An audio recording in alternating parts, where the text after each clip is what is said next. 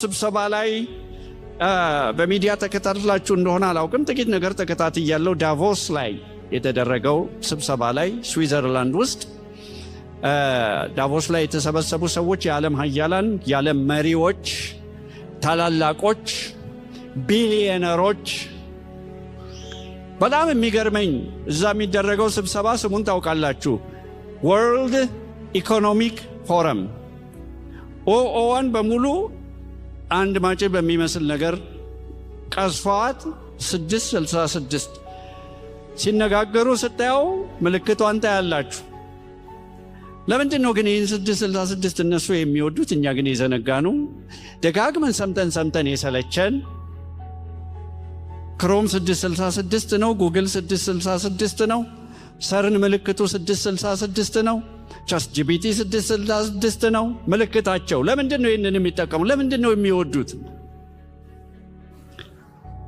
ሰርንን ታውቁ እንደሆነ አላውቅም። ያ ታላቅ ማሽን፣ በጣም የተራቀቀ ማሽን፣ ከምድር በታች የተቀበረው ስዊዘርላንድ እና ፈረንሳይ ቦርደር ላይ ያለው ኤልኤችሲ ላርጅ ሃድረን ኮላይደር ምልክታቸው ለምንድን ነው 666 የሆነው?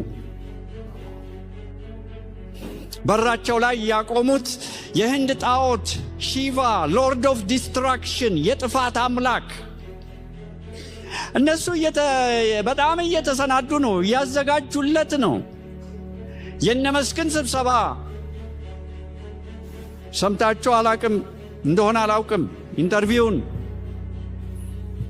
እግዚአብሔር እንደማያስፈልጋቸው እነሱ የሰው ልጅ ሁሉ ችግር፣ ተግዳሮት ራሳቸው በራሳቸው እውቀት እንደሚፈቱ እያሰቡ በትዕቢት የተነጋገሩበት ሰምታችሁት እንደሆነ አላቅም። እንደውም እነ ዩቫል ኖዋ ሃሪሪ ታውቁት እንደሆነ አላቅም። አሁን ያለው ደንበኛ ጥጋበኛ አንቲክራይስት እስራኤላዊ።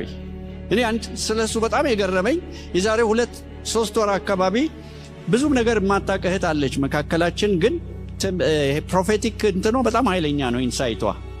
2 ነገር ስትናገር በጣም ጆሮዬን ሳበኝ። አንድ ምን አለች? በዓለም ላይ ጆሮ ጭው የሚያደርግ ነገር ይመጣል አለች። 2ኛ ከእስራኤል የሚነሳ እስራኤላዊ በጣም ክፉ፣ በጣም ጨካኝ ሰው ይነሳል አለች። እኔ ወዲያው ይሄ ሰው ነው ይመጣል እርግጠኛ ነኝ። እሷ ምንም ሚዲያ እንደማታይ ነገር ግን በእግዚአብሔር መንፈስ ለምንድን ነው እግዚአብሔር ወርዶ እንደዚህ ትንሽ ጉባኤ ላይ እንደዚህ ትልቅ ነገር የሚናገረው አልኩ። ይህ ሰው ኢንተርቪውን አይታችሁት እንደሆነ አላውቅም። ምን አለ? በቃል ላይ የተመሰረቱ ስለሆኑ ሃይማኖቶች ኤአይ መጥቶ ያጠፋቸዋል ከቅርብ ጊዜ በኋላ። ለምን? ወርድ ቤዝድ ስለሆኑ አለ። በነገራችን ላይ ይህንን መጽሐፍ ይዤ የመጣሁት ይህንን ነገር ለማረጋገጥን ለማስጠንቀቅ ነው። በየሄድኩበት ቦታ ሁሉ አስጠነቅቃለሁ። ይህንን ላይኔ እንዲመቸኝ ይይዛለሁ እንጂ መቼ ኮራፕት እንደሚያደርጉት አታውቁም። ይኸው በአደባባይ ነገሩን። ቃሉን ስለምንለውጠው ኤአይ ስለሚለውጠው ሃይማኖቶቹን ማጥፋት ቀላል ነዋል። ይገርማል። ስለ ኤአይ ከተነሳ ይህ ሰው አምላክ ምን ያስፈልገናል ኤአይ አለልን የሚል ሰው ነው። ስለ ኤአይ ብዙ አስባችሁ ታውቁ እንደሆነ አላውቅም፣ ግን ኤግዛክትሊ እዛ ሲስተም ላይ በኤአይ አማካኝነት እየገባን ነው። ኤአይ ከሌላው ፈጠራ ከሌላው ኢኖቬሽን እንዴት ነው የሚለየው ብላችሁ ጥያቄ መጠየቅ አለባችሁ። ሌሎች ፈጠራዎች በሙሉ ራሳቸውን አፕዴት ማድረግ አይችሉም፣ ኤአይ ግን ይችላል። ኤአይ ራሱን አፕዴት ሲያደርግ አርቲፊሻል ጀነራል ኢንቴሊጀንስ ኤጂአይ ይሆናል፣ ከሰው እኩል የሚያስብ ማለት ነው። ያ ደግሞ በአጭር ጊዜ ውስጥ ራሱን አፕዴት አድርጎ ኤኤስአይ እንደሚሆን ይነግሩናል። አርቲፊሻል ሱፐር ኢንቴሊጀንስ ከሰው የማሰብ ክህሎት እና ችሎታ በላይ የሚሰራ ማለት ነው። የዛን ጊዜ ምናልባት የሰውን ልጅ ከምድር ያጠፋ ይሆናል እያሉ ራሳቸው የፈጠሩ ሰዎች የፈለሰፉ ሰዎች ይናገራሉ።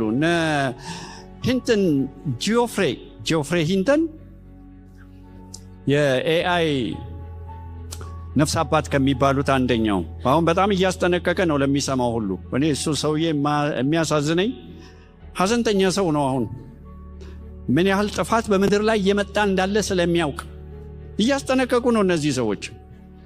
በጣም የሚገርመኝ ኤሳይ ብቻ ሆኖ አይቀርም። ከአርቲፊሻል ሱፐር ኢንቴሊጀንስ በኋላ ሲንጉላሪቲ የሚባል ነገር አለ። ሰውና ማሽን የሚቀላቀልበት የማይለይበት፣ ኮንሽስነሳችሁን ምናልባት ማሽን ላይ ዳውንሎድ የምታደርጉበት። እነ መስክ ሞት መሸነፍ የሚችል ጠላት ነው። ኢየሱስ አሸንፈው ሳይሆን እኛ ልናሸንፈው እንችላለን። የአዳምና የሔዋን ፈተና አይደል እንዲህማ ፈተና።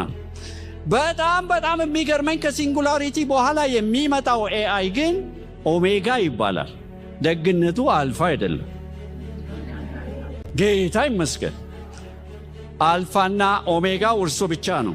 እነዚህ ሰዎች እርግጠኛ ነኝ መዝሙር 2ን አላነበቡም። ማሰሪያቸውን እንበጥስ ቀንበራቸውን እንስበር ሲሉ በሰማይ ተቀምጦ ይስቅባቸዋል ይላል።